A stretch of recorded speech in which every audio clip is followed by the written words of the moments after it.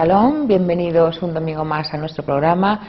Si hay algo que han debatido filósofos y sabios es el porqué del sufrimiento de los inocentes. De hecho, Moisés le pregunta a Dios por qué los justos sufren. Para hablar de este tema contamos una vez más con el profesor Rosenberg de la Universidad Hebrea de Jerusalén. Bienvenido, profesor. Gracias. Profesor, una de las cuestiones de los libros sagrados es justamente lo que acabamos de decir, es el sufrimiento de los justos. ¿Qué nos puede hablar de este tema? Bueno, es realmente una cuestión de que es casi omnipresente en los libros sagrados nuestros, pero hay un libro dedicado a este tema, que es el libro de Job. Y es un libro, en realidad hay dos libros en el Tanaj, y estos dos libros son extraordinarios y los dos tuvieron una influencia enorme en toda la literatura mundial.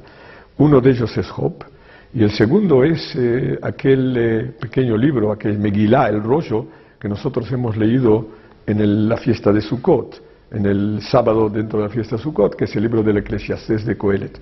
Y es muy interesante porque estos dos libros hablan de la situación humana, pero lo hacen de una forma muy, muy interesante, muy rara. El libro de Job es el libro de la persona que, digamos, todo le va mal. El libro del Eclesiastés de Coelet es el libro del dolor de la persona que todo le va bien. Y lo más interesante del caso es como en realidad existen estos dos problemas no simétricos, antimétricos en determinada forma, y nos damos cuenta como el problema de la felicidad humana y el problema del sufrimiento humano, que todo viene junto. Y quiero volver, si vamos a tener tiempo, volver un poco al libro del Eclesiastés, a Coelet. La figura que está representada ya es la figura del rey Salomón, pero es la figura de la persona que tiene todo, digamos así. Ahora, lo que es interesante es que en el libro de Job vienen tres amigos, y estos tres amigos le dicen, bueno, sufrís porque pecaste. El sufrimiento es el castigo por tu pecado. Y eso es un tema que generalmente la gente lo ve como, bueno, este es el tema básico del judaísmo. El judaísmo dice que el pecado trae sufrimiento, el sufrimiento trae pecado. Pero el libro de Job nos da una enseñanza un poco diferente. No es siempre así.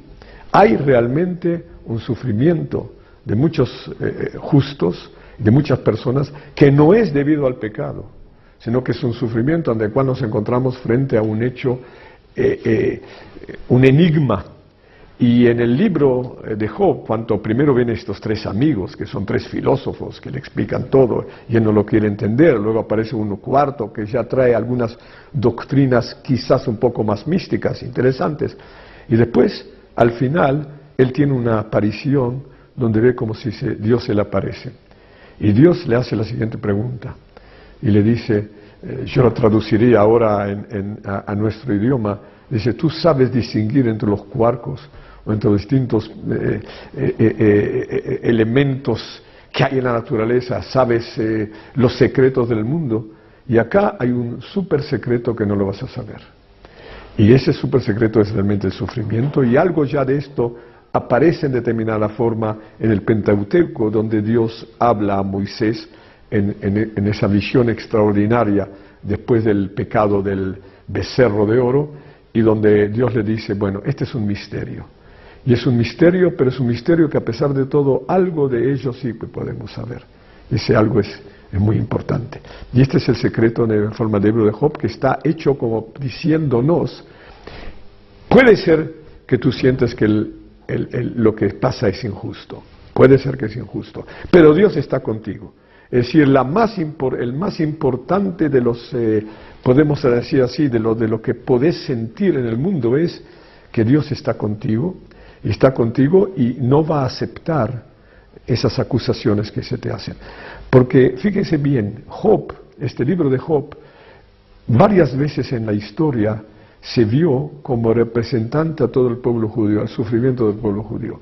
Y he aquí, durante muchos siglos, pero hoy en día parcialmente ya es diferente, durante muchos siglos se acusó al pueblo judío. Por ejemplo, teólogos cristianos dijeron, ¿por qué el judío está disperso? ¿Por qué el judío sufre? Porque pecó. ¿Cuál fue su pecado? El hecho de no haber querido aceptar a Jesús como Mesías, pero es el pecado. Y los musulmanes tenían otra teoría.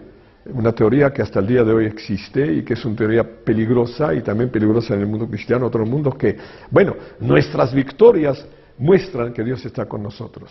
No sé, puede ser que la verdad es un poco diferente. Y el libro de los Salmos nos dice, porque muchas veces has sufrido porque estuviste con Dios.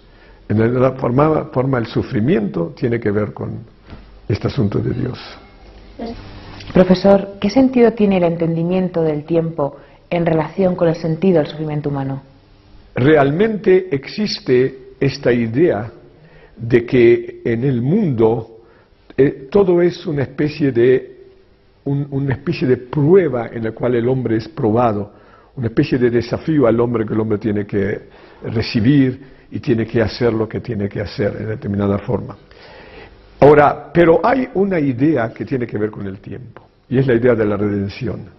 El mundo no puede terminar, no puede continuar si no va a haber la idea de la redención. Y es por eso de que muchos de nosotros vemos en el establecimiento del Estado de Israel como un comienzo de una redención. Es como si habría acá una noche y se ve, por ejemplo, en el libro de Job, de que en determinado momento es como si aparecería un amanecer que termina con la noche.